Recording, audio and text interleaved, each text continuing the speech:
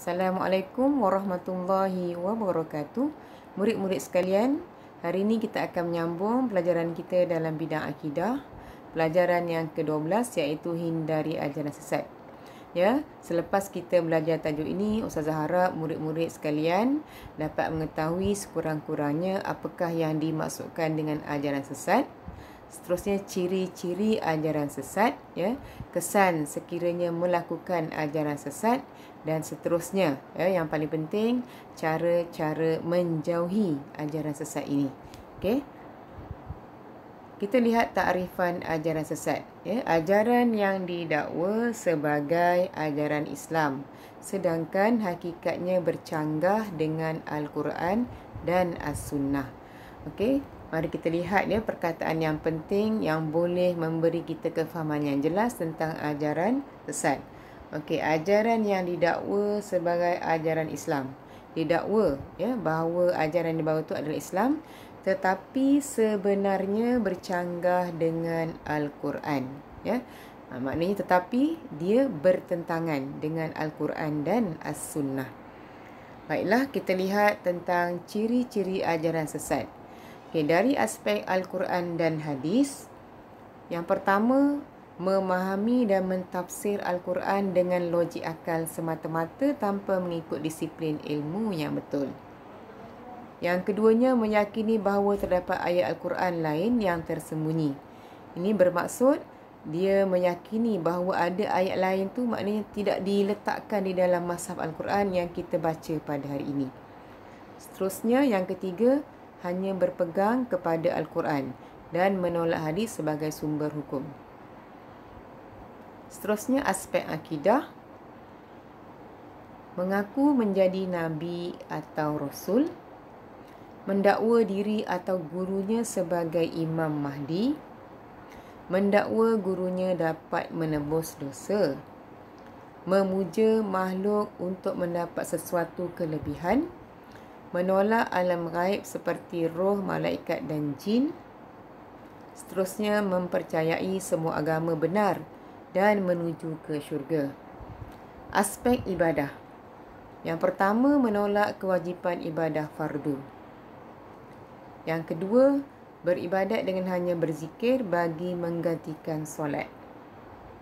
Yang ketiga, menunaikan ibadah haji di tempat yang dianggap suci selain Makkah Al-Mukarramah. Seterusnya, yang keempat, menghalalkan perzinaan atas nama nikah. Baiklah, kita lihat pula dari segi aspek akhlak. Yang pertama, mengejek, merendah-rendahkan dan mempersendakan sahabat Nabi sallallahu alaihi wasallam. Jadi, kita tak boleh merendah-rendahkan para sahabat. Seterusnya, bersikap taksub dengan ajaran guru sehingga menganggap hanya kumpulan mereka sahaja yang benar. Yang ketiga, memperkecil amalan masyarakat berdasarkan sunnah Rasulullah sallallahu alaihi wasallam. Sebaliknya, berbangga dengan amalan yang bertentangan dengan syariat Islam. Okey, kita lihat pula ya tentang kesan melakukan ajaran sesat. Okey, dari segi agama, boleh melemahkan iman dan merosakkan akidah, ya. Seterusnya, menjatuhkan imej umat Islam. Okey, dari segi ekonomi, ya, melahirkan individu yang pasif dan malas, ya. Juga membelanjakan wang pada perkara yang tak berfaedah. Okey, dari segi politik, ya, ia boleh menggugat kestabilan politik akibat tindakan keganasan. Okey, seterusnya, mewujudkan suasana politik yang tidak harmoni akibat taksub kepada pemimpin kumpulan. Seterusnya, dari segi kemasyarakatan, ia boleh membentuk individu masyarakat yang bersikap agresif dan kasar. Seterusnya, memutuskan hubungan silaturahim dan persaudaraan. Jadi, ajaran sesat ni sangat memberi kesan yang negatif, ya. Okey. Oleh itu, kita lihat bagaimanakah cara menjauhi ajaran sesat tersebut. Okey, yang pertama, melalui kajian. Mencari maklumat daripada sumber yang sahih supaya tidak terpengaruh dengan ajaran sesat. Jadi, apa-apa maklumat, ya, kita perlu mengetahui daripada sumber yang sahih, ya. Kalau orang ajak, maknanya kita tengok dahulu, ya, betul ataupun tidak. Okey, seterusnya melalui doa.